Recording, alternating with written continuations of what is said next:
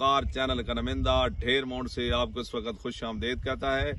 ढेर माउंट और उसके गिरदो नवा में इस वक्त गहरे बादल मौजूद हैं। कैमरामैन शमसुल आरिफीन साहब आपको बादलों के नज़ारे दिखाएंगे। ये सामने डेरा जो है हसन सरदार का है, यहाँ पर हम मौजूद हैं, आज एंजॉय करने के लिए आए हैं। बहुत ही खूबसूरत मंजर पेश कर रहा है ये डेरा। यहाँ हर किस्म के पौधे मौजूद हैं, सब्जा ही सब्जा है, बहुत ही अच्छी जगह है जनाब। हर तरफ सब्जा और बादल जो है बेहतरीन मंजर पेश कर रहे हैं। हल्की हल्की बारिश की फुहार जो है हो रही है। हबीबुर रहमान साहब और शर्जील चांद साहब भी हमारे साथ एंजॉय करने के लिए ढेर माउंट तशरीफ ले आए। माशाल्लाह जनाब, आज हम सरदार हसन के डेरे पे मौजूद हैं, ढेर माउंट की सरजमीन पे।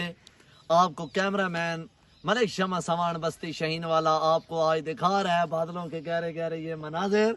शमसुल आरिफीन साहब, आप कैमरा थोड़ा सा इन बादलों पे लगाएं ताकि आवाम को पता चले कि यहाँ कहाँ मौजूद है, आज कौन सी धरती में।